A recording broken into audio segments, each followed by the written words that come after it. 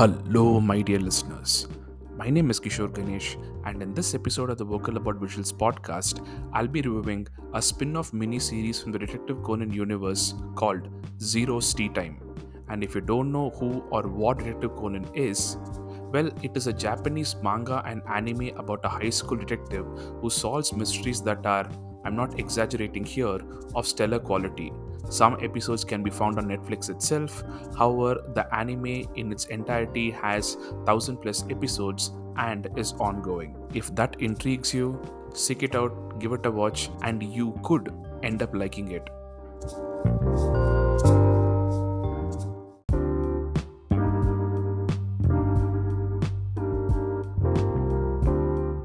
Zero's Tea Time is a slice of life kinda anime series about one of the newer yet extremely popular characters from the Conan universe who has three identities going along simultaneously.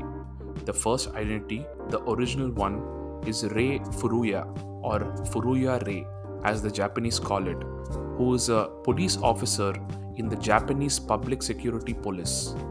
The second is Amuro Toru, an apprentice of Mori Kogoro, the bumbling detective who's providing housing and is kind of the guardian for the lead character Metante Conan, which translates to the Great Detective Conan. In this identity, Rei, aka Amuro, has a convenient cover as a cafe employee, which is his quote unquote into Conan's everyday life. The third identity is the far more sinister Bourbon, who is an operative of the Black Organization. And if I remember it correctly, it is with the third identity that he gets introduced to us, the audience. So basically, James Bond can eat his heart out because our boy Amuro is killing it on so many fronts without breaking a sweat that it is not even funny. And this spin off, as I mentioned before, is a slice of life series focusing on the man behind the mission. How he is keeping up with the full time cafe job, saving people because he's duty bound as a police officer, and still cavorting with the Black Organization because that's what he's got to do as a double agent. But for a man who's so overpowered or OP and high functioning, at his core, he's still lonely. Again, very James Bond esque if you think about it.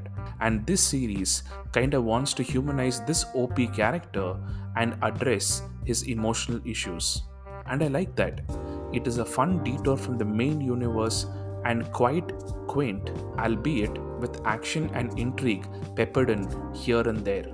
This series manages to showcase that behind all these faces or identities is a good man dealing with his own trauma, but at the same time, he uses his OP nature to help everyone around him.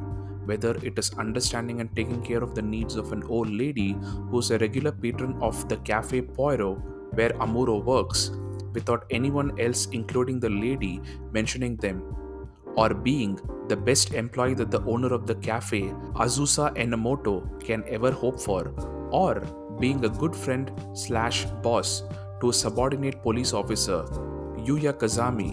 Amuro not just tries but aces all of these roles. So, on top of the three identities, there are multiple roles that Amuro takes on, all of which he kills, essentially making anyone who's watching it develop an inferiority complex. But you don't hate him for that because his heart is in the right place.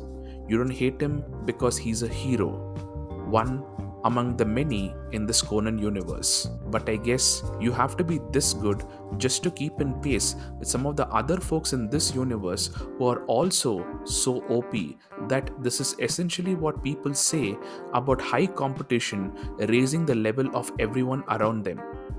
Because of the universe into which this character had gotten written into, the creators had no choice but to overpower Amuro, and I am here for it.